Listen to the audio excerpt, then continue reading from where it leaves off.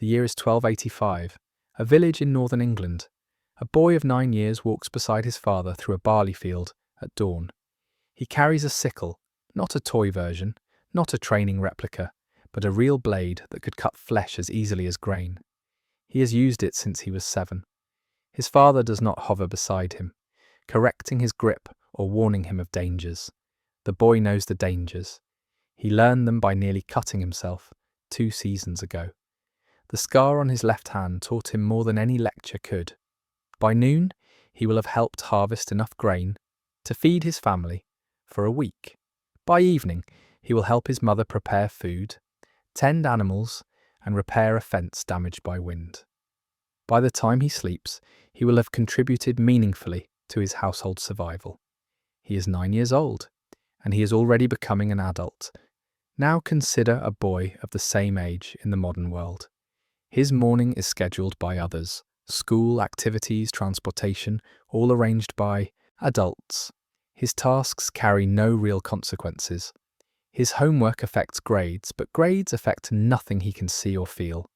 His chores are symbolic gestures, disconnected from family survival. He is supervised constantly. His failures are softened by adults who intervene before consequences arrive. His successes are praised regardless of difficulty. His world is designed to protect him from everything that might cause discomfort. He is safe. He is healthy. He is educated. And he may reach legal adulthood, still unprepared for the weight of actual life. Welcome to the medieval advantage. I'm glad you're here. On this channel, we explore what modern life has quietly abandoned. Not to condemn the present, but to understand what we may have lost without realizing it. Today we're examining one of the most uncomfortable patterns in human development. By this age, medieval children were already becoming adults. Why do modern children often reach adulthood still unprepared for it? The modern paradox is difficult to ignore once you see it clearly. Modern children are safer than any generation in human history. Childhood mortality has plummeted. Nutrition has improved dramatically. Access to education is nearly universal in developed nations. Physical threats that terrified previous generations have been largely eliminated. By every measurable standard, we have created the best conditions for raising children that humanity has ever known. And yet, anxiety disorders among young people have reached unprecedented levels. Depression rates climb steadily. Emotional regulation problems appear earlier and more frequently. Decision paralysis affects young adults who struggle to make basic life choices. Dependency extends further into adulthood than ever before. Delayed independence is now so common we've normalized it. Fear of failure prevents talented young people from attempting anything uncertain. Something is deeply misaligned. We have optimized childhood for safety, but safety alone does not produce capable adults.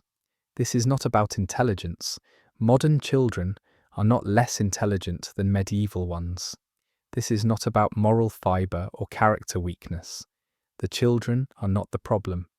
The environment is the problem.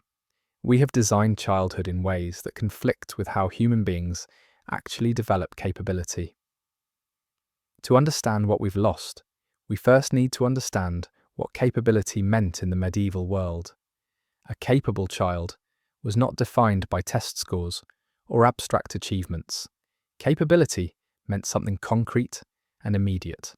It meant practical competence, the ability to do things that mattered: grow food, make clothing, care for animals, build and repair, prepare meals, manage a household. It meant emotional regulation under pressure, the ability to function when tired, cold, hungry, or afraid, the ability to continue working when work was hard. It meant contribution to family survival.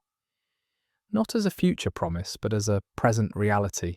Every capable child was a genuine asset to their household, not a dependent waiting to become useful someday. It meant skill mastery, not knowledge of facts, but command of abilities that produced real outcomes in the physical world. Medieval childhood was short. By modern standards, shockingly short. But this brevity was not necessarily cruelty. Children were integrated into adult life early because adult life needed them, and because integration was how capability developed. They learned by doing, alongside adults who depended on their contribution. There was no artificial separation between learning and living, no extended period of simulated preparation for a real life that never quite arrived. The transition to adulthood was not a cliff at 18. It was a gradual slope that began almost as soon as a child could walk. Responsibility came early in medieval childhood, and that responsibility was real.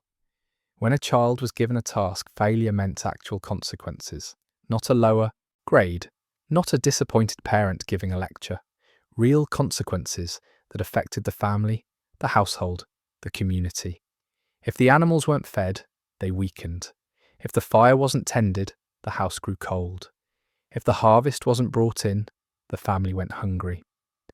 This sounds harsh by modern standards, but it created something powerful. Responsibility creates competence. When you must do something that matters, you learn to do it well.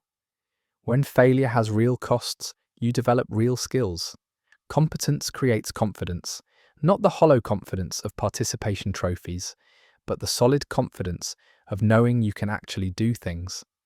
You've proven it. The evidence surrounds you. Confidence creates resilience. When you know you can handle real challenges, new challenges become less frightening. You've developed a track record of capability that sustains you through difficulty. This cycle, responsibility, competence, confidence, resilience, operated automatically in medieval childhood. The environment itself generated it. Modern childhood often interrupts this cycle at the very first step.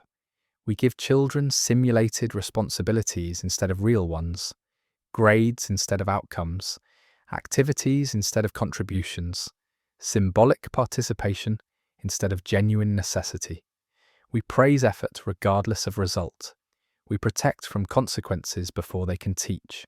We intervene before failure can instruct. The intention is kind. We want to protect children from hardship, but in protecting them from hardship, we also protect them from the development that hardship enables. Medieval children learned differently than modern children do. There were no classrooms separating learning from life, no abstract curricula preparing them for futures they couldn't see, no standardized tests measuring knowledge disconnected from application. Learning was embedded in doing. A boy learning blacksmithing didn't study metallurgy in theory. He stood beside the forge, watching his masterwork, feeling the heat, hearing the ring of hammer on iron. He learned by observation first, then by attempting, then by failing, then by improving. A girl learning household management didn't read about it. She actually managed, real tasks with real consequences. She learned to bake bread by baking bread, to preserve food by preserving food, to care for the sick by caring for the sick. The feedback was immediate. You knew within minutes whether you had succeeded or failed. The bread rose or it didn't. The fire held or it went out. The animal survived or it died. This immediacy created learning that modern education struggles to replicate. Medieval children understood why something mattered the moment they learned how to do it.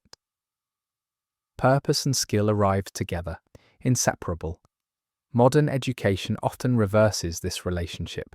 Children learn skills whose purpose remains invisible for years. They study subjects whose relevance will only become clear, if ever, far in the future. They accumulate knowledge without context, facts without meaning, preparation without connection to anything they can feel. The result is learning that doesn't quite stick, knowledge that doesn't become capability, preparation that doesn't prepare. Failure operated differently in medieval childhood. When a medieval child failed, the failure was visible. Everyone saw it. There was no private grade on a private paper. The poorly made joint, the burned bread, the escaped animal. Failure existed in the open, witnessed by family and community. This sounds humiliating by modern standards. We protect children from public failure with careful intention. But public failure served a purpose we've forgotten. It normalized imperfection. Everyone failed. Everyone saw everyone else fail. Failure was not shameful. It was simply the path toward competence. The only shame was in refusing to learn from failure. Medieval children developed tolerance for frustration because frustration was constant. They built resilience through exposure, not protection. They learned that failure was survivable because they survived it repeatedly in plain sight. Modern childhood systematically removes failure before it can teach. Adults intervene at the first sign of struggle. Systems are designed to minimize the possibility of real mistakes. When failure does occur, it's hidden, softened, reframed as something other than what it is. The intention is compassionate. We want to spare children pain. But resilience cannot be taught. It can only be developed through experience, and we have removed the experiences that develop it. Children protected from all failure become adults terrified of any failure. Community expectations shaped medieval maturity in ways we have almost entirely abandoned. A medieval child knew what adulthood meant. The roles were clear, visible, and consistent. You could watch adults doing adult things every day. You knew what was expected because you saw it with your own eyes. The community held these expectations firmly, not harshly necessarily, but clearly. Children understood that they were expected to become contributors. The timeline was known. The destination was visible. This clarity created direction. When adulthood is clearly defined, children move toward it. They have a target to aim for, a standard to meet, a role to grow into. Modern childhood offers no such clarity. Adulthood has become vague, undefined, endlessly postponed. The threshold keeps moving. The expectations keep shifting. The roles have multiplied into infinite possibilities that somehow feel like no possibility at all. When is someone an adult today? At 18, 21, 25? When they move out? When they marry? When they achieve financial independence? No one quite knows. And so young people drift, uncertain what they're supposed to become, unclear when they've arrived, paralyzed by options that never resolve into clear paths. The ambiguity we intended as freedom has become a kind of prison. Here is the central insight that ties everything together. Medieval childhood aligned with human developmental psychology.